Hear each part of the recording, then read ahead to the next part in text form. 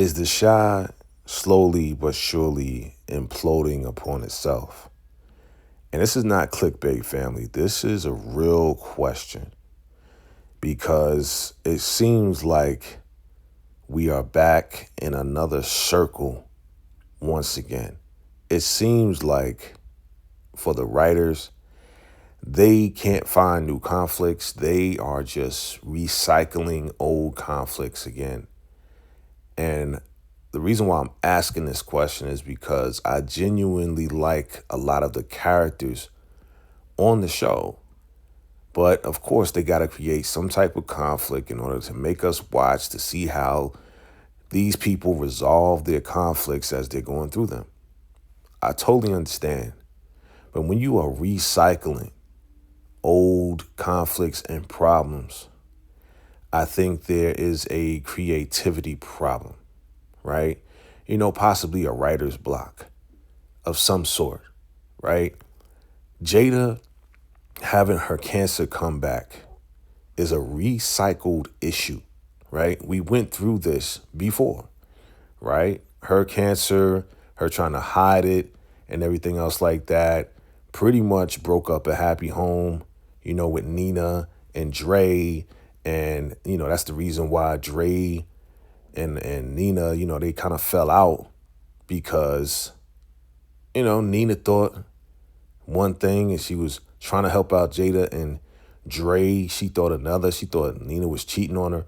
So this is kind of recycled stuff all over again. But now that Jada is married to Darnell, now we're going to see how Darnell handles this and if he's truly going to be there for her. I believe he is. But this is sad because I feel like the writers are slowly but surely taking out a lot of the older characters that have been on the show for a long time. The ones that are going to be affected as far as the characters are definitely Darnell and Emmett, who are the closest to Jada, right? Emmett is the son of Jada. Darnell is the husband now. He finally married her. We all know that. Again, this conflict is just not new to me. It's not new. And I feel like, they're just trying to get rid of the older characters. Another conflict, which is kind of like, I don't know, it's senseless to me, but they're kind of forcing it on us, is this whole conflict with Nuck and Victor fighting over Tiffany. I really was kind of like, this is so stupid. I knew that they were going after her. They wanted her, in whatever type of way. But to have them fight over her, really, while she's pregnant with Rob's child, like, that's just, I don't know. You guys let me know. Drop your comments below.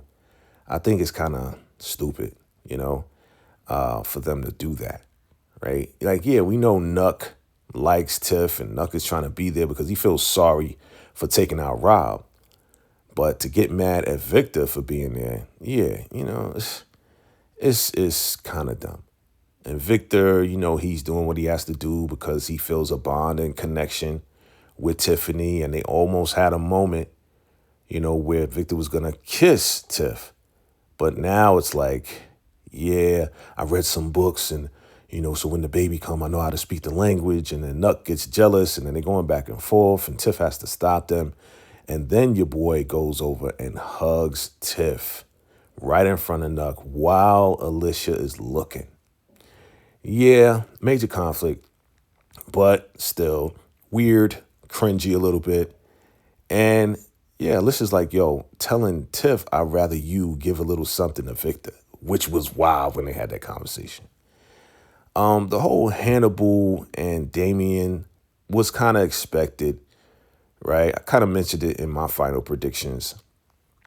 And Damien, he has a problem. We know that, but they kind of created this gambling problem. And I didn't think that Hannibal would step to Damien like this, telling him he got 2 days. And, Damien's on some like, give me 2 weeks. Like, nah, you got 2 days, bro. But being that Hannibal is in the business of selling weed and all types of stuff, I guess he has to have that type of, bravado, machismo in order to make sure his business goes right. This was wild. It's kind of stupid too. Keith telling Damien, yeah, you should go and, go into the vault and get the money out. How much money is in there? And Damien just tells him. Damien just tells Keith, oh yeah, there's $3,000 in there. I should just go get it. And he does it. Come on, man. Don't make sense. Okay, so this whole Snow Bunny past the Zeke thing, it's a problem, but it's this is not a major problem. This is bruh, just cut her off. That's it. But we know that Pastor Zeke has a problem. And Pastor Zeke, it's his fault. While he's preaching to the church, being holier than thou, turn around, he's doing a total opposite. I guess this is what does go on in real life. Master Marshawn coming, saying, tell everybody to leave the church, and all of this and that. We see that he's with a white girl. And it's kind of reminding me of a Dr. Umar type of thing. You know what I'm saying? And we knew this, again, expected. This was kind of we know that slowly but surely Zeke is going to lose the church and that Charles is going to move right in because Charles is the assistant pastor at this point, right? And Papa, he's too young to take over and preach and all this and that. But this conflict right here of Zeke doing what he's doing and not checking his, girlfriend or whatever you want to call her, again, just an really predictable storyline. We know what's going to happen. They're just kind of dragging it out. We know that he's going to lose the church. Charles is going to fly in. And I don't know. The stakes are not high enough for me to even care about this right here. I really don't care. And I'm not being negative. It's just that I want more from the shot. I do. Jake and Bakari, again, predictable, super predictable. I'm just okay, we knew that this conflict was going to happen. We knew they wasn't going to be friends anymore. They had beef before because of what Bakari did when he was a real knucklehead. Now he's just a semi-knucklehead. But, again, predictable plots are just again, not trying to be negative, but really asking the question of, do I continue watching this show and covering this show? The Bakari storyline and character arc is good, but it is going to lead to his demise as well. We kind of see it coming. I kind of see it coming. Of course, it was great to see Darnell. Darnell's one of my favorite characters. Good to see him in this light. It's his birthday. Emmett is trying to DJ or whatever the case is, and they're having their, son to father to son talk and discussion. And it's real sad to see and that Darnell's having a great time. He wants to spend the rest of his life with Jada, not knowing that Jada gets the news that she has cancer. The cancer has resurfaced in her pelvis, and there's nothing that can really be done. So, I feel you guys giving it to us early was an okay thing, but you're setting us up for a real sad ending with Jada. We actually have cared about these characters for many years, many seasons, and we know where it's going. So it's yeah, you're preparing us for the pain that's on the way. And it is what it is. And this conflict between Lene and Dom is, I guess, a natural thing.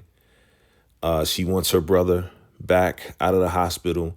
And maybe this might be an okay storyline because Dom, in her own way, may teach Lene how to be a woman, how to be independent, how to be strong. Even though Dom has been for the streets, she's trying to turn over her new leaf. And maybe this may give her opportunity to be like a mother to Lene. So on a positive note, I think this may be okay if Jamel doesn't make it. But we know that Jamel does make it. He ain't going to be the same. But at least, this woman to woman, woman to girl type of situation may happen and may be positive, right? Reg, yeah, I was happy Reg came back to bring that edge again. But him having conversations with dudes and messing around with their girls, is this going to be the ongoing theme? I think this is kind of lame that Reg is just hitting on everybody's girl. First it was Jake. Now it's this guy's girlfriend or whatever situationship they're in. And man, like it's just what are they doing with Reg? Like, is Reg on the show that ugly he can't go out and get his own girl? So he got to hit on other people's girlfriends? Is that where we're going? Like, is this why we brought him back? We brought him back to bring conflict, but conflict in this way, bruh, can we put him back in the street? Is this going to be part of the beef? Like, come on, man. It's just, I don't know, man. I'm not being negative. I'm questioning everything because it doesn't really, it's predictable and it's like it's imploding upon itself. Emmett and Keisha, love them. I'm invested. Since day one, we've seen them. Episode 1, scene 1, right? Season 1. They've been together forever, right? So they're trying to, just put little conflicts here and there and resolutions here and there. And, we love seeing them. They're a cute couple trying to figure it out. And yeah, they're trying to raise a family together. But again, Emmett's not married to her. Will he marry her, even though he was married to Tiff? I feel like he's holding that over Keisha's head, like he should marry Keisha because they already are holding down 5, 6 kids, 5.5 kids. It's time. It's time. The Bakari Lene conversation I was waiting for. I was waiting for this. And as expected, Lene is going to give him some attitude, and it's only right. She told him to choose either her or the streets. He chose the streets, but now he's trying to come back and kind of apologize in his own way by showing respect and bringing some flowers for Jamel. He knew he was going to run into Lene.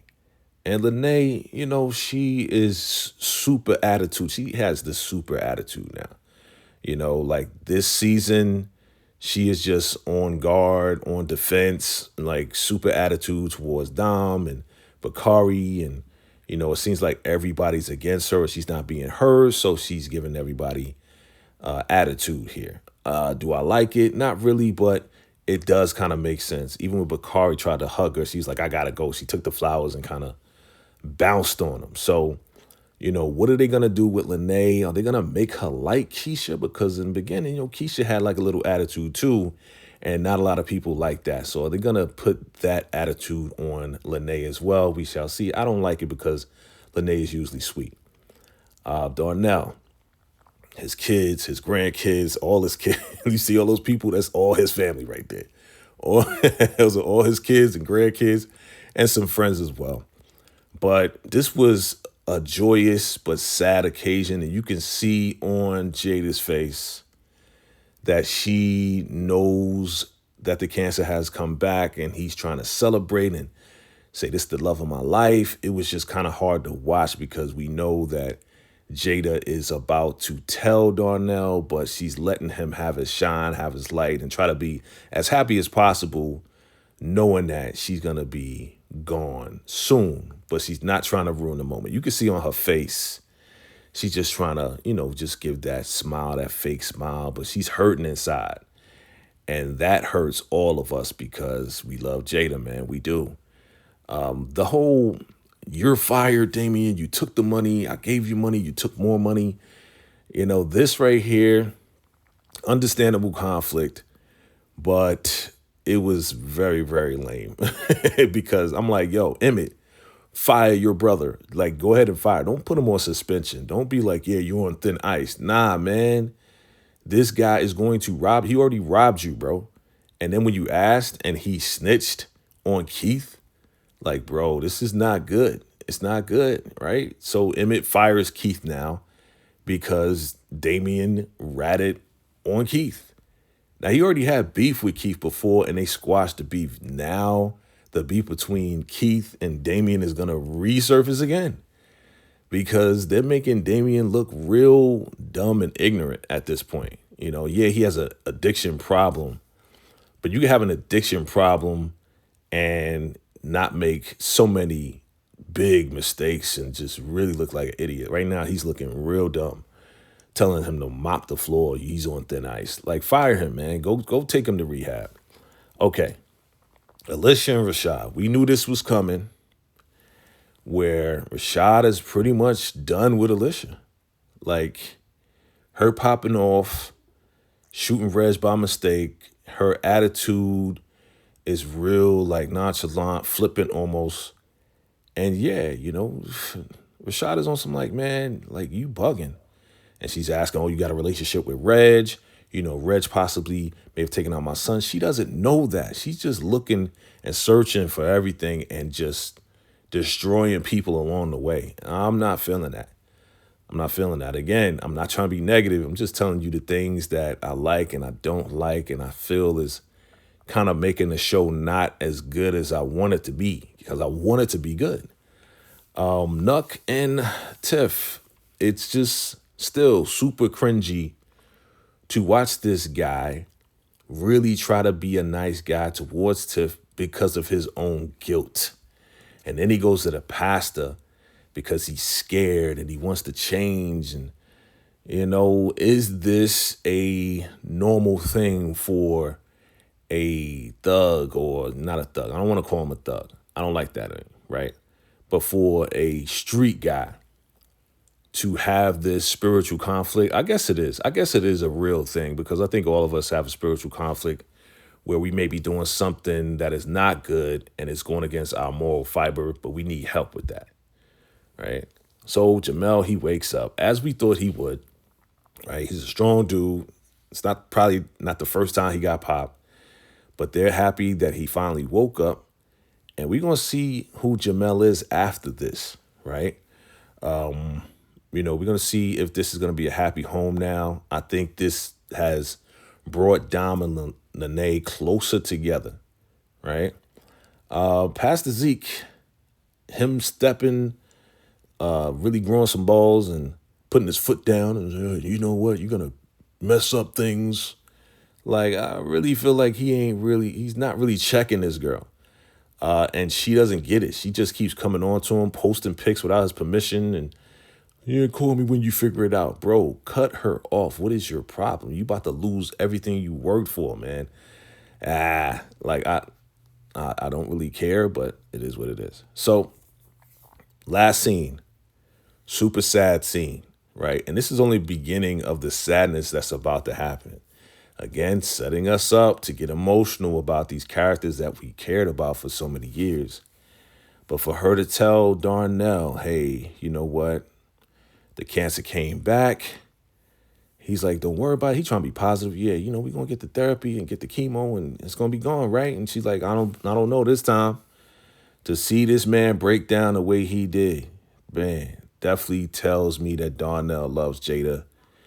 And this is going to be a hard ride, right? We don't know how long she has, but the way they are moving with this show, this may be an immediate, like, next episode type of death, right? This may happen next episode where Jada is now so far gone that there's no coming back. She could lose her hair again. It could be a major conflict. So, family, these are some of the highlights and conflicts and consequences. Let me know your thoughts on the Chi as of right now. Do you think it's imploding on itself? Do you think that it's going to continue to last? I know there's a lot of people that did check out from watching the Chi, but drop your comments and your thoughts below. All right, it's your man, VACAY-J. See you next time. Peace.